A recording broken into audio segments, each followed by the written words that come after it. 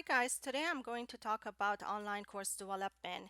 In May 2020, I was contacted by Durham College Part-Time Studies to develop an online asynchronous course on Desire to Learn.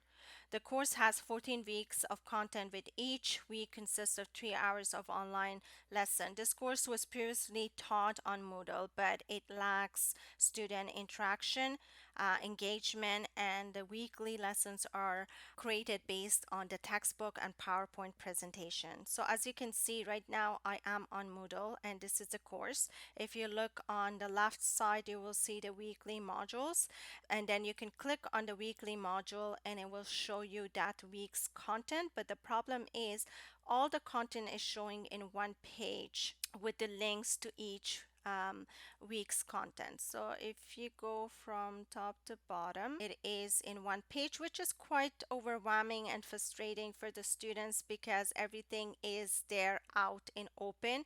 Naturally, it is better if you can have the contents gradually opening to the students so they are not overwhelmed.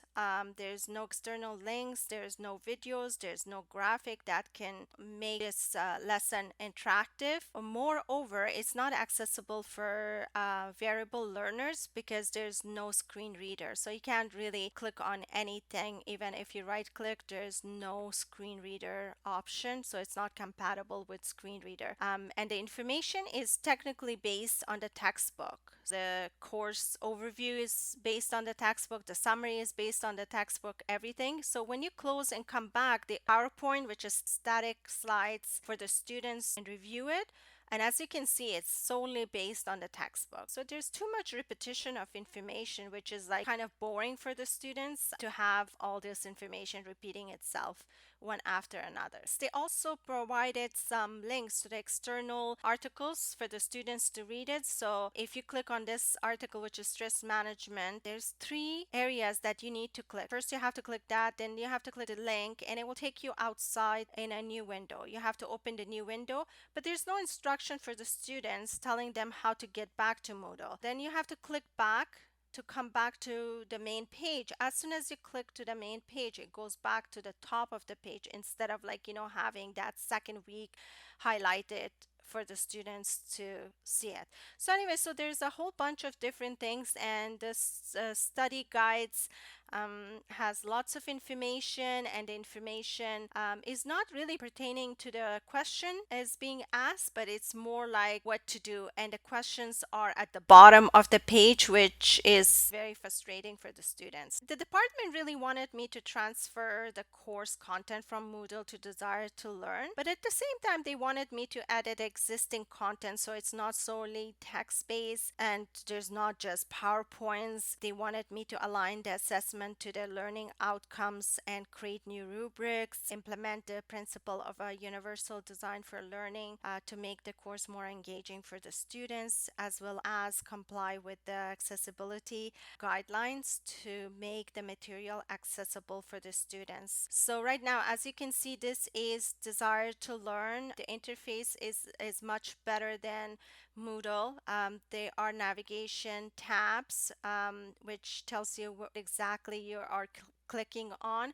On the left side, there's a pan that has weekly modules. It has week 1 all the way to week 14, and each week is built individually. So if you click on week 1, it will give you information on week 1 topics only. So you have the overview, you have your summary, and the topics in between. Brief overview of what the students will be doing during that week. The learning outcomes, there's how the modules are presented to the students, the reminder for evaluation. If there is a reading material for them to read, it's indicated in there, and their references.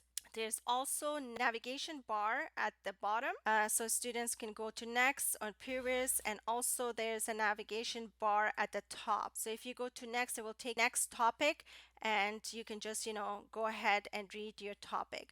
And as you can see, the information is really chunked into smaller portions for the students to observe and understand the material better. Some graphics has been used. There's an interactive activity practice for the students to do based on what they have learned, so that they can check their knowledge. There's also a self-knowledge check for the students to see what they have learned during that week. What I've done is like I've taken the PowerPoint completely out of the picture and not giving the students that information. I've left the textbook for the students to just read it.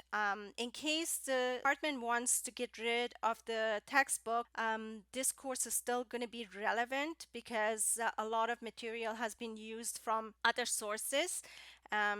So it's not going to be like, completely gone or obsolete because of the fact that we no longer have the textbook. Another thing that I've done is like I have provided links for the students and made it really accessible for them. For example, there's a link here which you can click.